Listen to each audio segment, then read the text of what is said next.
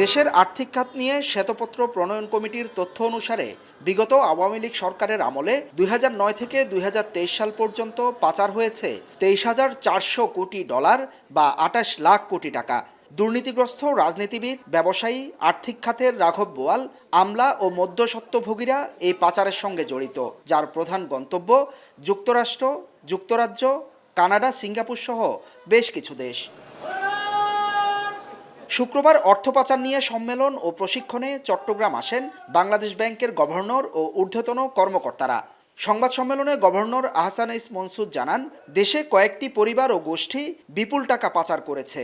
আগামী 6 মাসের মধ্যে বিভিন্ন দেশে থাকা সে সম্পদ জব্দ করবে সরকার। সে লক্ষ্য নিয়ে কাজ চলছে।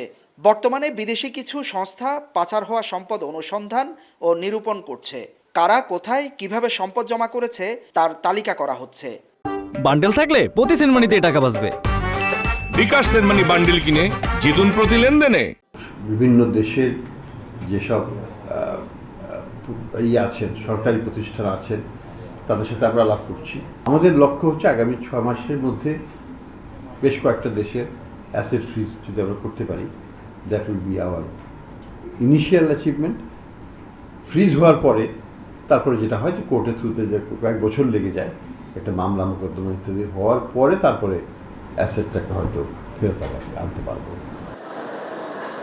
এ সময় গভর্নর বলেন, দেশের রেমিটেন্সের প্রবাহ বেড়েছে 26 থেকে 27%, বেড়েছে রপ্তানিও। রিজার্ভ জমা হয়েছে 4 মাসের। শুধুমাত্র মূল্যস্ফীতি এখনও কাঙ্ক্ষিত পর্যায়ে নামেনি, যা আগামীতে আরও কমবে। 14.5% থেকে এখন গত মাসে এটা 8%-এর একটু বেশি আছে। তো মোটামুটিভাবে আমি বলবো এটা সন্তোষজনক। ইনশাল্লাহ আগামী বছর এটাকে 5 বা তার নিচে নামিয়ে আনার চেষ্টা করা হবে। সেটা করতে পারলে আমরা ইনফ্লেশনটাকে অনেকখানি কমিয়ে আনতে পারবো।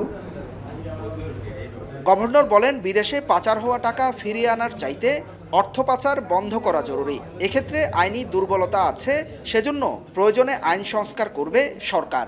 Prevention is better than cure. ঠেকানোটা মানে রোগের উৎপত্তিটাকে রোধ করাটা হচ্ছে প্রধান দায়িত্ব, রোগ সারানোর হচ্ছে পরে। ভবিষ্যতে যেন আরও না হয়, আবার আরও বেশিভাবে না হয় বা আরও কোনোভাবেই না হয়, সেজন্য কী প্রতিরোধ ব্যবস্থা নেওয়া যায় সেই চেষ্টায় এই সম্মেলনটা করা হয়েছে। এসব অর্থ পাচারে বাংলাদেশ ব্যাংক সহ ব্যাংকের কর্মকর্তারা জড়িত থাকলে তাদের বিরুদ্ধে আইনানুগ ব্যবস্থা নেওয়া হবে বলে জানান বাংলাদেশ ব্যাংকের গভর্নর। হুসাইন জিয়াদ, এখন চট্টগ্রাম।